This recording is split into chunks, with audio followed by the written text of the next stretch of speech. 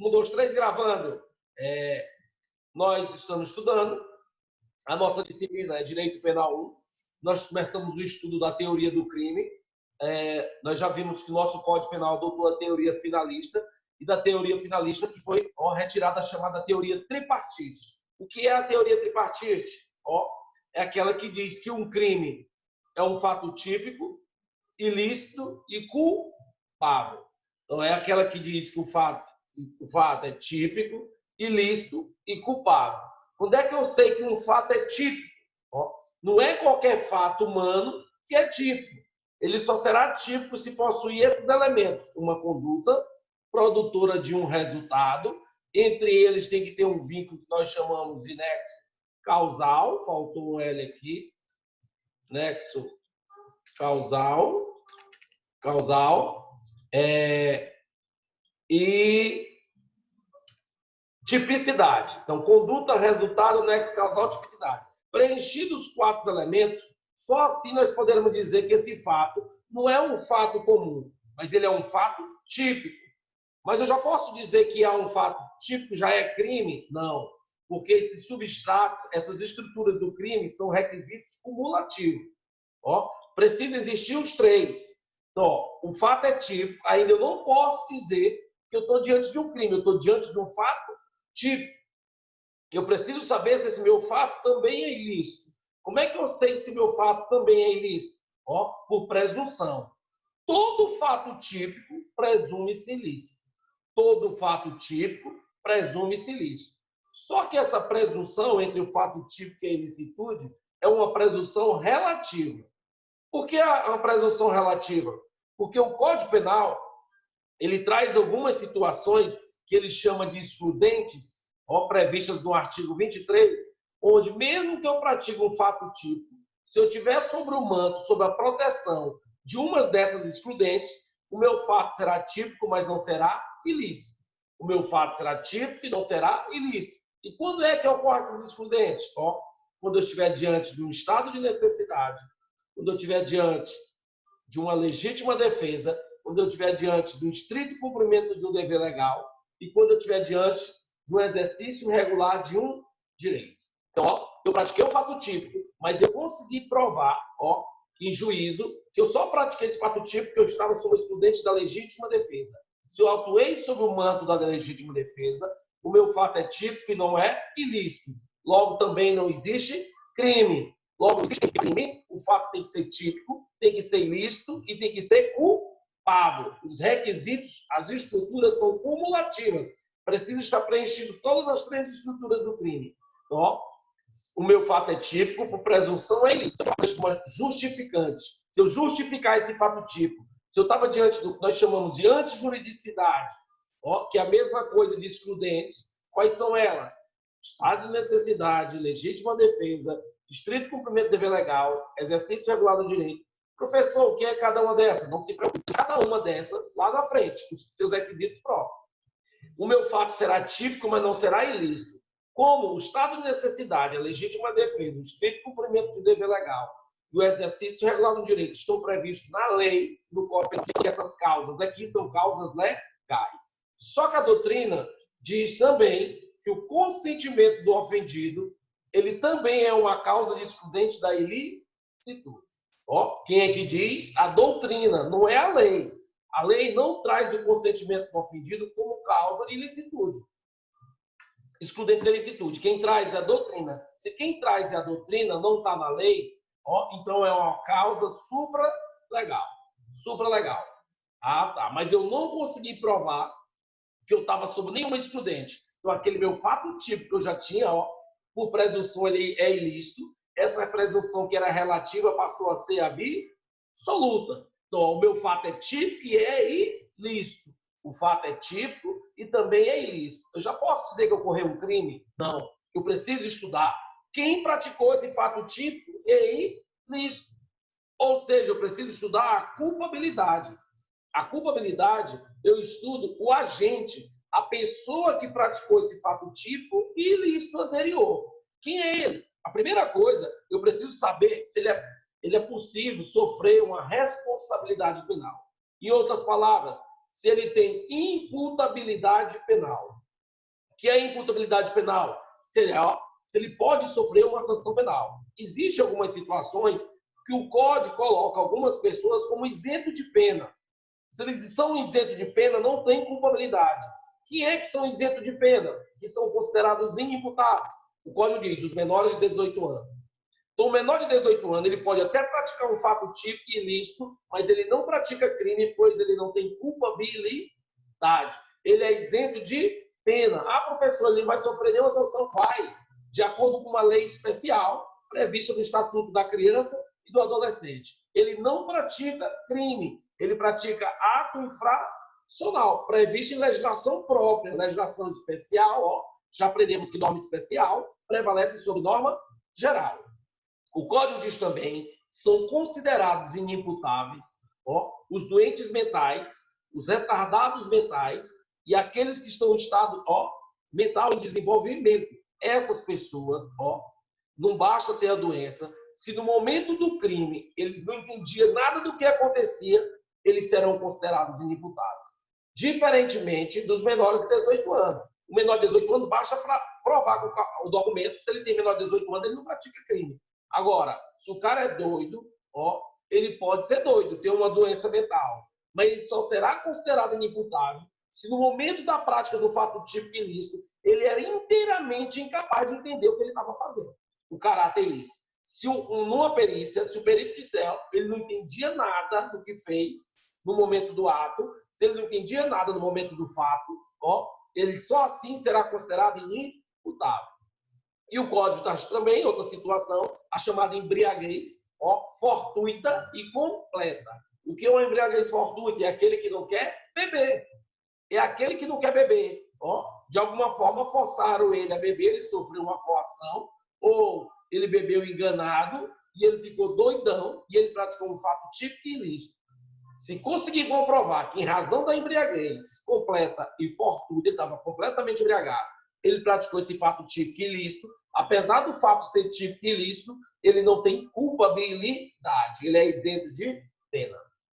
Mas pode acontecer do agente praticar esse fato típico ilícito e ele tem imputabilidade penal. Ele é uma pessoa maior de 18 anos, ele entende tudo, ele não é doente mental, só que no momento da ação, ele estava com o que a doutrina chama de erro de proibição. Ele não tinha potencial consciência da ilicitude. Ele pensava que esse fato típico ilícito que ele praticou não era proibido pela norma. Não existia uma norma proibitiva. Ele estava em erro de proibição. Não é erro de tipo. O erro de tipo é que vai estudar na conduta. Daqui da próxima aula. Aqui é erro de proibição. Então, a potencial consciência da ilicitude é o erro na proibição. Não se preocupe, que a gente vai estudar lá na frente, a gente vai aprofundar. Mas pode acontecer situação do cara praticar o fato típico, ilícito, ele tem imputabilidade penal, ele tinha potencial consciência da ilicitude, mas eu, sociedade, não poderia exigir dele outra conduta senão aquela. Eu, sociedade, se tivesse no mesmo lugar do agente, eu faria da mesma forma. Se eu, sociedade, não posso exigir dele outra conduta senão aquela que ele praticou, essa conduta típica e ilícita, eu não posso dizer que isso aí é crime. Há um contrassenso muito grande. Culpabilidade é juízo de reprovação. Juízo de reprovação da sociedade. Se a sociedade aceita, a sociedade tolera aquela conduta e diz que ela também faria da mesma forma, ou seja, não exigia outra conduta diversa, eu não posso dizer que tem culpabilidade. Se não tem culpabilidade, logo ele não pratica crime. Melhor exemplo, crime do sapatinho. Aquela pessoa que está sofrendo uma coação moral irresistível. Se tu não pegar um dinheiro no banco, nós vamos matar toda a tua família. Todo mundo pegaria. Se todo mundo pegaria, nós, sociedade, não exigimos. Só preenchido todos esses elementos do fato típico, da ilicitude, da culpabilidade, é que nós podemos afirmar que aconteceu um crime. Então, o que é crime? Toda vez perguntar para vocês, o que é crime? É um fato típico, ilícito e culpável. Os elementos do fato típico. Perguntar, o que é um fato típico? É quando ocorre uma conduta produtora de um resultado entre eles existe um vínculo chamado nexo causal, e essa minha conduta está prevista numa norma, tem tipicidade. O que é ilicitude? Ilicitude, ó, é aquela consequência do fato tipo. Todo fato tipo também é ilícito. Se o agente provar, desculpa, o código ele traz algumas situações que excluem a ilicitude. Estado de necessidade, a legítima defesa, instituto penal legal, exercício regular do direito, consentimento do ofendido. E a culpabilidade, imputabilidade penal, potencial consciência da ilicitude e exigibilidade de conduta diversa. Nós estamos estudando, bora entrar para a aula, a conduta. A conduta. A conduta é o primeiro elemento do fato tipo. Não precisa copiar não, porque isso aqui você já tem. Primeiro elemento do fato tipo. Como é que nós estamos estudando a conduta? Nós estudamos o conceito da conduta. Nós estudamos que existem causas de exclusão da conduta. Ó, nós já estudamos.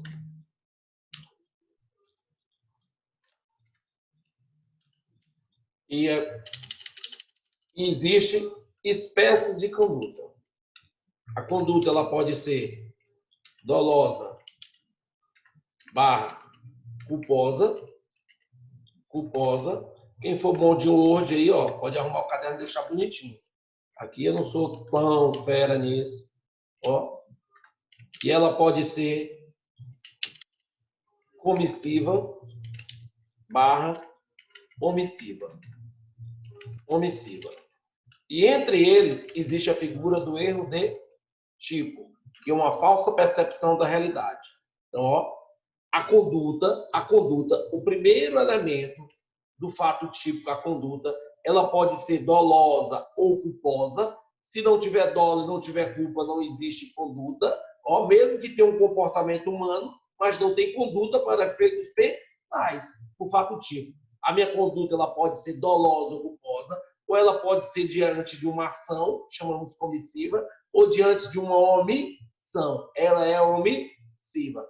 Nós já estudamos o conceito, nós já estudamos as causas de exclusão da conduta, nós vamos começar a estudar agora as espécies de conduta. Vocês, se eu não estiver errado, né? Então, a primeira coisa é o chamado crime doloso. Crime doloso. Ó, onde é que é o crime doloso? O crime doloso está previsto no artigo 18, inciso 1 do Código Penal. Ó, crime doloso, o que é dolo? Doloso. Você não está falando doloso aí. Doloso. Crime doloso. Ó, vamos lá dar uma lida no código, que é que o código diz. Deixa eu só mudar aqui para o código. Volta para a aula. Nosso código lá, ó. Não sei se vocês estão vendo. Estou dando para ler o código aqui, ó. Diz o crime doloso. 1. Quando o agente, ó, 14, 15, 16, 17, 18. Doloso, quando o agente, joga vocês aqui para baixo.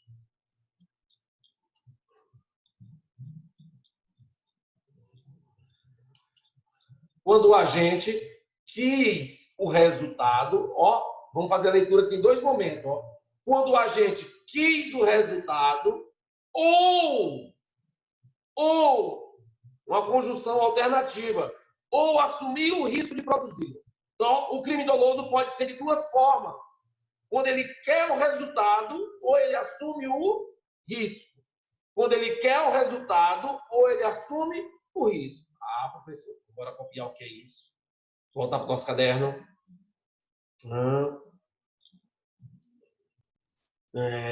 Então, artigo 18.1. Artigo 18.1. Nós adotamos a teoria finalista, como já vimos. Ó. Pela teoria finalista, o dolo e a culpa estão no fato típico. Ó. Os elementos subjetivos do dolo e a culpa, nós estudamos no fato típico. Por quê? São espécies de conduta. Conduta é o primeiro elemento do fato típico. Se o meu comportamento humano, ó, não tiver dolo e não tiver culpa, não existe conduta. Se não existe conduta, o fato é atípico. Se não existe conduta, o fato é atípico. Então, nós estudamos dolo e culpa no fato típico. Ó, nós estudamos dolo e culpa no fato típico. Por quê? Porque são espécies de conduta. E conduta é o primeiro elemento do fato típico. Se faltar um desses elementos, mesmo que exista um comportamento humano, esse comportamento humano não é um fato típico. É um fato comum, mas não é um fato típico. Então, o dolo e a culpa estão previstos no fato típico. Mas o que é dolo, professor? Dolo, toda vez que perguntarem isso para vocês, daqui para frente, o que é dolo? Dolo é vontade e consciência. Dolo é vontade e consciência, dirigida a realizar ou aceitar realizar a conduta descrita no tipo penal. Ó, nós estudamos o princípio da legalidade. Eu só posso responder por crime se existe uma lei, e essa lei tem que ser anterior. E essa lei tem que ser completa, nós estudamos lá. Ó, já estudamos isso. Tem que ser completa. Ela tem que descrever o mais possível pertinho do que aconteceu do fato. Aquela minha conduta tem que estar prevista, encaixada certinha lá no tipo penal. Então, quando eu dirijo a minha ação ou a minha omissão para realizar aquela conduta que está prevista no tipo penal, essa minha conduta é uma conduta dolosa. É uma conduta dolosa. Então, se eu quero matar uma pessoa, se eu quero matar, eu quero estar na minha consciência, e eu dirijo essa minha conduta, essa minha vontade, para realizar essa conduta que está no artigo 121, matar alguém, eu estou diante de uma conduta de um crime doloso. Eu vou responder pelo homicídio doloso. Só um minutinho que eu estou chamando uma pergunta aqui. Pode ser alguém vindo help. Professor, ainda está baixo. Eládio, dá uma olhada se no teu microfone. É só de você está baixo aí. Estão me ouvindo? Estão ouvindo? Pode ser que seja só o teu. Fecha o teu microfone e abre de novo. Fecha e abre de novo, porque os outros estão bons. Eu vi tu mexendo aí. Fecha e abre de novo. Aqui onde tem vídeo, tem áudio lá, tem como vocês aumentarem. Bora para frente, bora voltar aí. Porque se eu botei o microfone, ficou mais baixo. Mas não se preocupe não, bora lá. Eu vou começar a falar um pouco mais alto aqui. Então, dolo, o que é dolo? É vontade, consciência, dirigida, lá. Desliga e liga teu microfone de novo, teu áudio. Dirigida a realizar ou aceitar realizar a conduta descrita no tipo penal. Então, exemplo, gente. Exemplo. Artigo 121. Artigo 121 do Código Penal. Diz lá, a conduta, matar, matar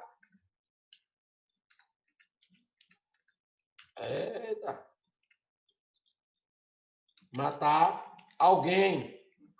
Se eu dirigir a minha conduta, se eu dirigir, a minha conduta para realizar essa descrita no tipo penal, que é de matar, essa minha conduta é uma conduta dolosa. Eu vou estar praticando um crime doloso. Tem mais alguém chamando aqui. Dá o zoom na tela do celular que vai ficar maior. Não entendi nada. Bora voltar para a aula. Ah, tá. A letra tá menor, tá pequena. Entendi. Ctrl T. Calma aí.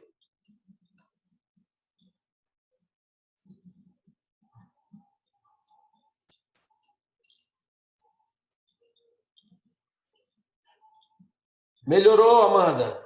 Melhorou?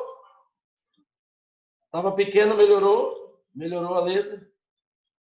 Matar alguém. Então, se eu dirijo a minha conduta para matar alguém, eu vou praticar uma conduta dolosa. Ctrl Enter. Elementos do dolo.